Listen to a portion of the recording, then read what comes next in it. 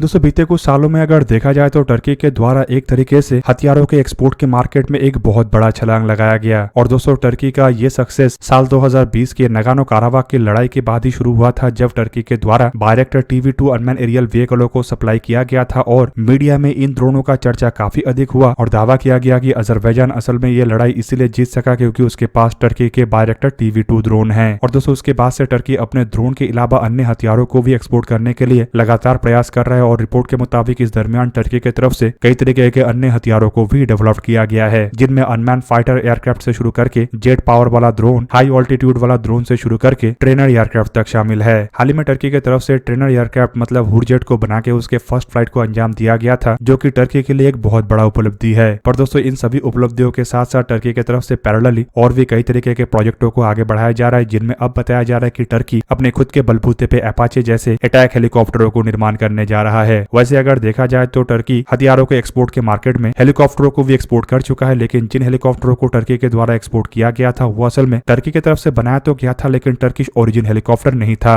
दोस्तों टर्की की तरफ से T-129 हेलीकॉप्टरों को बनाया जाने का दावा किया जाता है और दोस्तों इन हेलीकॉप्टरों को टर्की पाकिस्तान को भी बेचने का प्रयास किया था, पर असल में अगर देखा जाए तो T-129 हेलीकॉप्टर टर्किश ओरिजिन नहीं है, बल्कि ये अगस्टा A-129 हेलीकॉप्टर की एक ऐसा वर्जन है जिसे टर्की के द्वारा लाइसेंस ली अपने देश में अपने नाम पे बनाया गया है और इसमें कुछ कंपोनेंटों को टर्की ऑल्टर करके मतलब अन्य कंपोनेंटों से बदल के इस्तेमाल कर रहा है, जिनमें अमेरिकी ओरिजिन इंजन तक शामिल है। अब दोस्तों हुरजेट के फर्स्ट फ्लाइट के साथ साथ टर्की की तरफ से अपने T-929 हेलीकॉप्टर की भी फर्स्ट फ्लाइट का दावा किया गया। रिपोर्ट के मुताबिक 28 अप्रैल 2023 के दिन इन हेलीकॉप्टरों ने अपना पहला उड़ान भरा था और दोस्तों इन हेलीकॉप्टरों का नामकरण अटैक 2 रखा गया। और दोस्तों टर्की की तरफ से दावा यह भी किया जा रहा है कि इन हेलीकॉप्टरों में फिलहाल अमेरिकी ओरिजिन इंजन का इस्तेमाल नहीं हुआ है, बल्कि उसके जगह में यूक्रेनियन ओरिजिन इंजनों का इस्तेमाल किया गया है। दोस्तों इन हेलीकॉप्टरों को लेकर टर्की का दावा यह है कि ये हेलीकॉप्टर असल में बोइंग AH-64 अपाचे के क्लास का हेलीकॉप्टर है। अब दोस्तों इन हेलीकॉप्टरों को अपाचे के साथ कंपेयर करने के पीछे कारण है इसके maximum take off weight. Turkey का दावा है कि ये हेलीकॉप्टर इन इंजनों के सहारे 10,000 किलोग्राम के मैक्सिमम टेक ऑफ वेट के साथ होगा और अपाचे भी उतना ही मैक्सिमम टेक ऑफ वेट वाला हेलीकॉप्टर है। टर्की की तरफ से अपने स्वदेशी अपाचे हेलीकॉप्टर को लेकर दावा किया जा रहा है कि ये जो हेलीकॉप्टर है ये मैक्सिमम 318 किलोमीटर पर आवर की रफ्तार में उड़ान भर सकेगा और इसका cruiser speed 314 kilometre per hour होगा, जबकि इसके सर्विस सीलिंग 6,000 मीटर से थोड़ा अधिक मतलब करीब करीब 20,000 फीट के आसपास होगा। और हथियार के रूप में इसमें एक 30 मिलीमीटर के कैनन और 6 हार्ड पॉइंट होगा, जिसमें ये 1,500 किलोग्राम के पेलोड को कैरी कर सकेगा। और दोस्तों ऐसे पेलोड में 70 मिलीमीटर के रॉकेट से शुरू करके anti tank missile, air to air stringer जैसे मिसाइल से शुरू करके एयर टू एयर मिस्ट्रल और कई तरीके के एयर टू ग्राउंड हथियार होगा। हालांकि दोस्तों टर्की की तरफ से जिन दावों को किया जा रहा है उसके मुताबिक टर्की के हेलीकॉप्टर की रफ्तार अपाचे से अधिक होगा, जबकि सर्विस सीलिंग लगभग सेम होगा, तो वहीं पे हार्ड पॉइंटों की संख्या अपाचे के मुकाबले में 2 अधिक होगा। हालांकि दोस्तों 10,000 किलोग्राम के हेलीकॉप्टर होने के बावजूद 1,500 किलोग्राम केवल मात्र इसका पेलोड क्षमता सुनने के बाद ही हैरानी होता है, जबकि अपाचे हेलीकॉप्टरों के पेलोड क्षमता इससे अधिक है। और दोस्तों इसके पीछे मेन कारण है हेलीकॉप्टरों में इस्तेमाल होने वाला इंजन। टर्की जिन इंजनों का इस्तेमाल कर रहा है बताया जा रहा है कि उसका क्षमता 2,500 हॉर्स पावर के आसपास होगा, जबकि अपाचे हेलीकॉप्टरों में जिन इंजनों का इस्तेमाल हो रहा है वो टर्की हेलीकॉप्टरों के इंजनों के मुकाबले में थोड़ा अधिक क्षमता वाला है। पर दोस्तों यहाँ पे टर्की के लिए चिंता का विषय फिलहाल ये है कि रशिया और यूक्रेन के लड़ाई के बाद किस तरीके से यूक्रेन इंजनों को सप्लाई कर सकेगा। मतलब टर्की के हेलीकॉप्टरों का फर्स्ट फ्लाइट तो हो चुका है, लेकिन प्रोडक्शन फिलहाल यूक्रेन और रशिया के लड़ाई के लिए लटका पड़ा हुआ है। पर इन सभी चीजों से भारत को सबक सीखना चाहिए। और दोस्तों मैं ये इसलिए कह रहा हूँ क्योंकि टर्की जैसे देश जो अब तक अपने खुद के डिजाइन किया हुआ हेलीकॉप्टरों को नहीं बना सका, वो हैवी अटैक हेलीकॉप्टरों को बनाने के तरफ आगे बढ़ चुका है, जबकि भारत जो अपने खुद के अटैक हेलीकॉप्टरों को डेवलप कर चुका है। इवन इंजन के मामले में भी भारत अन्य देशों के ऊपर निर्भर नहीं है, वो अपने खुद के अपाचे जैसे हैवी हेलीकॉप्टरों के प्रोजेक्ट को नहीं शुरू कर पाया। हालांकि दोस्तों इसमें कैपेबिलिटी का कमी नहीं है, बल्कि डिसीजन मेकिंग का कमी है। भारत की तरफ से अगर किसी एक चीज को ठान लिया जाता है तो भारत उसे अपने बलबूते पे पूरा करता है। पर दोस्तों सबसे बड़ा चीज है कि इस चीज को ठानेगा कौन। दोस्तों देखा जाए तो भारत प्रचंड हेलीकॉप्टरों के डेवलपमेंट के बाद एक तरीके से कह सकते हैं कि अपने खुद के हैवी हेलीकॉप्टरों को डेवलप करने के लगभग सभी तरीके के वाधाओं को कंप्लीट कर चुका है। और दूसरी तरफ अगर IMRH हेलीकॉप्टरों के बेस पे इंजनों का डेवलपमेंट हो रहा है तो उन इंजनों का इस्तेमाल भारत अपने हैवी अटैक हेलीकॉप्टरों में भी कर सकता है। और दोस्तों अगर देखा जाए तो भारत अगर हैवी हेलीकॉप्टरों को बनाता भी है तो इसके प्रोजेक्ट को शुरू करने के लिए भारत को 5 से 7 साल समय लग जाएगा, जबकि टर्की के पास खुद के इंजन ना होने के बावजूद टर्की की तरफ से पहले तो प्रोजेक्ट शुरू कर दिया गया और बाद में इंजनों को लेकर सोचा गया। दोस्तों ऐसे में मेरा मानना यह है कि IMRH हेलीकॉप्टरों के प्रोजेक्ट के साथ पैरेलली हैवी लिफ्ट अटैक हेलीकॉप्टरों को लेकर भी भारत को तैयारी कर देना चाहिए और दोनों को पैरेलली डेवलप करना चाहिए, ताकि दोनों में ही सेम इंजन का इस्तेमाल किया जा सके और एक तरीके से जल्द भारत अपने अपाचे जैसे हेलीकॉप्टरों को बना के इंपोर्ट के ऊपर से इंडिपेंडेंट हो जाए।